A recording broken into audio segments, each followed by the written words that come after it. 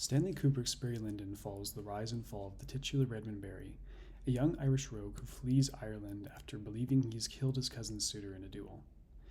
Over the next 20 years or so, he navigates his way through various life events, including the 7 Years' War, gambling rackets, and the world of aristocracy, gradually acquiring social prominence through a mix of opportunism and manipulation.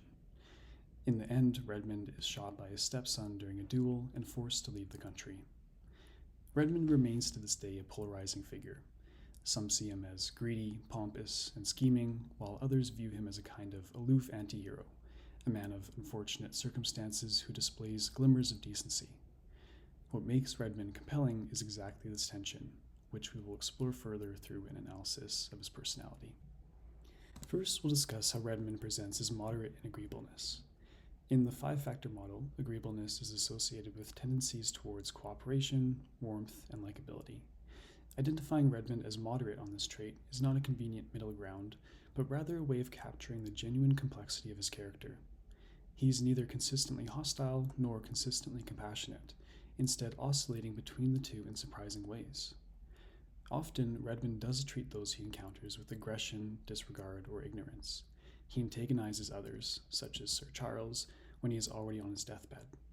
He cheats on his wife and both mistreats and neglects his stepson. These clearly signal low agreeableness. Yet at other moments, Redmond demonstrates real empathy and care for others that cannot be reduced to superficial self-interest. Redmond attempts to save Captain Grogan and openly weeps at his death. He breaks down in tears during his meeting with the exiled Chevalier. He gives the world to his son Brian and mourns his passing deeply. These reactions show that he is capable of genuine emotional connection and care. So how can we understand the seemingly inconsistent warmth and compassion? Let us start by considering the social interactions which occur in Redmond's early life and how his agreeableness can be understood through social learning theory. We see that Redmond grows up in an honor-based culture where pistol dueling is common practice. His own father is killed in a duel, and Redmond is encultured in this environment where masculinity equals the readiness to fight. His envy towards British soldiers, as the narrator states, reinforces this association. These normalized or even fetishized displays of violence represent to Redmond the idea that cooperation or consideration are not the currencies that secure outcomes. This informs why Redmond acts disagreeably towards Captain Quinn, insulting him and throwing a drink in his face. According to Rotter's social learning theory, his actions are more than just impulsive. They are guided by his beliefs about the results of his behavior. Redmond acts this way because he has a specific expectation that the provocation will result in a duel, a situation he already associates with honor, dominance, and power.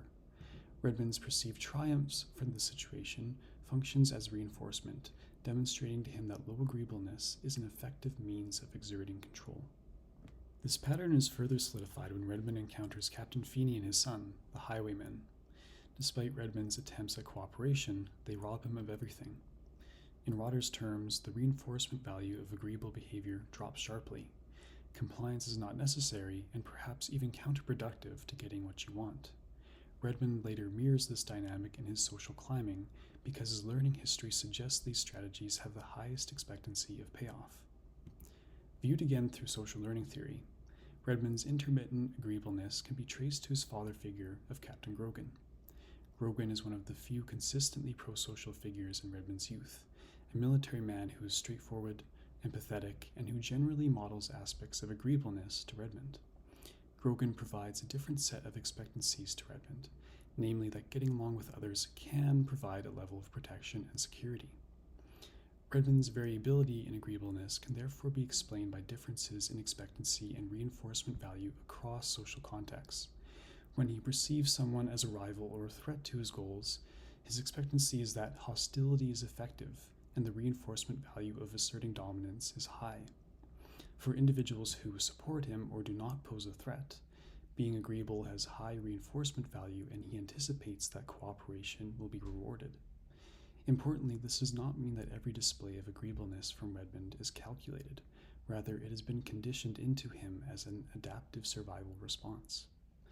This framework explains why Redmond is capable of sincerely apologizing to Lady Lyndon for his infidelity, as he perceives her goodwill as something worth preserving.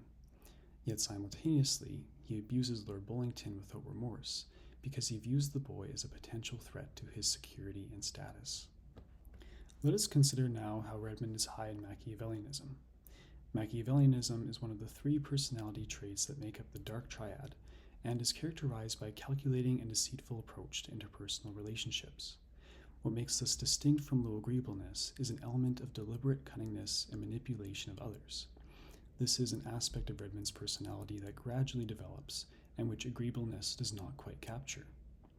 One of the first examples of this is when Redmond steals the identity of a fellow soldier in order to escape the war. Soon after, when he is in the Prussian army, he makes a calculated decision to save Captain Pottsdorf's life, not because he cares for him, but because he estimates that it will provide him an advantage. Redmond then betrays Captain Pottsdorf in order to become a double agent for the Chevalier, even going so far as to disguise himself as the Chevalier in order to orchestrate an elaborate escape from the country. This entire string of events demonstrates that Redmond is an opportunist and is willing to exploit alliances and shift loyalties to advance his position. However, as noted in the previous aspect, it was not always this way. In fact, early on, Redmond is much more impulsive and emotional. How can we understand this? Perhaps an answer lies in the psychoanalytic perspective. Redmond grows up poor, seemingly without prospects, and is sexually frustrated and humiliated during the genital stage by his failed attempts to build a relationship with his cousin, Nora. The primary process of Redmond's id is to seek gratification of these needs for intimacy, power, and admiration, which are the things he finds himself lacking as a young man. Captain Quinn, a man of affluence and prestige, who is successful in courting Nora, represents the fulfillment of these desires. At least unconsciously, Quinn becomes a symbol which Redmond is oriented towards. Using this framework, we can start to make sense of how Redmond's personality changes throughout his life. Initially, Redmond's id is more unregulated. He acts on anger and lust openly, fighting with other soldiers, seducing women, and generally acting on impulse. However, these behaviors only get him so far. As Redmond encounters more complex social worlds, such as military hierarchies and aristocratic courts, his ego and superego take on a more active role. Rather than abandoning his desires, these structures channel them into new outlets. This is where Redmond's Machiavellianism emerges, as he begins to exhibit behaviors which are cunning and manipulative. While not moral in the sense that Freud may have meant, these behaviors do align with the values of the 18th century elite, which rewards those with ambition, calculated self-advancement, and at least the appearance of propriety. In order to assert a superiority which he has been lacking, Redmond's ego is now balancing being able to feed the impulses from the pleasure principle, take into account the constraints of his reality, and also manage societal expectations. To demonstrate an example of this, let us examine the last act of the movie. Having acquired an estate, wealth, and all the opulence that comes with these things, Redmond seeks the final piece of symbolic gratification of his desires for power and prestige. This is to obtain the official title of Lord Lyndon. This is something that the id cannot immediately obtain, but rather something that requires careful planning and manipulation. By this stage, Redmond's Machiavellianism is perfectly attuned to the political norms of aristocratic England, an environment already steeped in bribery, competition, and complex interpersonal dynamics. At the same time, Redmond channels the aggressive impulses of the id into socially sanctioned dominance within the household. His control over Lady Lyndon and her son, Lord Bullington, functions as a form of sublimation, where he expresses his need for superiority and pleasure through roles that society legitimizes. The structure of his estate, his authority, and his Machiavellian interpersonal maneuverings all serve the purpose of advancing and preserving a legacy he believes will finally satisfy the desires that shaped him from his youth. Lastly, let's talk about how Redmond is high in self-hatred, as understood through the perspective of Horney's psychoanalytic social theory. Self-hatred in this sense is associated with a hatred of the real self and a striving to meet the demands of an ultimately unattainable idealized self. Redmond's idealized self, in this case, is an imagined version of himself which possesses infinite power and prestige. Yet his real self, with its flaws and insecurities, can never truly match that image. We can trace Redmond's self-hatred to the neurotic trend to move against people, referring back to his conflict with Captain Quinn one last time. This trend becomes visible here because aggression and hostility function as attempts to secure dominance and satisfy the neurotic need for power. This ultimately contributes to intrapsychic conflict because Redmond is unable to reconcile the contradiction between the society's demand for success and achievement and his inability to fulfill this. In Redmond's case, his ambition and Machiavellian strategies are the very behaviors that helped him climb the social ladder, yet they also generate isolation and alienation. So, for example, there is a paradox where Redmond's scheming and ruthlessness are what allow him to marry Lady Lyndon in the first place, but they are also what prevent him from establishing a deeply intimate connection with her. Redmond has done everything he was supposed to attain wealth and privilege, yet finds himself as unsatisfied as ever. His success becomes hollow because the idealized self remains unfulfilled. As the narrator points out, his new life consists almost entirely of mundane responsibilities, the dismal adjuncts of great rank and property. At this point, Redmond begins to recognize, though perhaps only implicitly, that the distance between his real self and his idealized self is unbridgeable. In Horney's terms, the demands of Redmond's idealized self are essentially impossible, and the real self will always fall short. Thus, the expression of his self-hatred as self-sabotage becomes blatant. Redmond sets about destroying his estate, lavishing money and diamonds, buying lands at 10 times their value, and purchasing frivolous items at ruinous prices. As previously mentioned, he engages in numerous scandalous affairs which destabilize the household, and makes an enemy of his stepson, young Lord Bullington.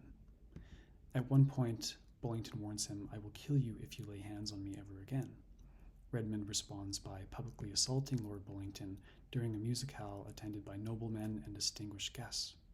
This act is a clear expression of self-destruction, and results in its intended effect. Redmond is socially ostracized from the aristocratic world he spent his life striving to enter.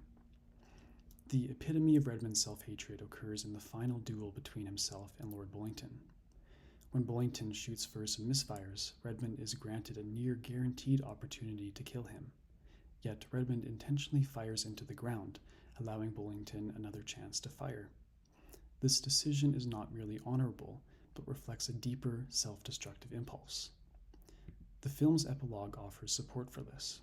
The final title card states that the aforesaid personages are all equal now. This suggests that Redmond has unconsciously internalized that, due to the restrictions and rigid norms of the period, he will never be permitted to embody the aristocratic ideal he pursues. He is an upstart Irishman, forever an outsider, and no amount of wealth or scheming can transform him into a true member of the elite class. He can never actualize the ideal self. In the duel, Redmond's decision effectively relinquishes his claim to life and status, the ultimate form of self-sabotage. Only in death can he achieve the equality and completion that eludes him.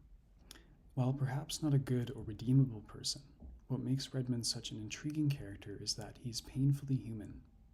We see how his social environment as a young man shapes his later behaviors towards others. We see his struggle between his deepest desires for power and influence, but also for genuine love and intimacy. We see through his self-hatred the blurred lines between self-sacrifice and self-sabotage, and perhaps these things together lead us to understand him not as a villain, but as a flawed mortal just like the rest of us. Thank you for watching.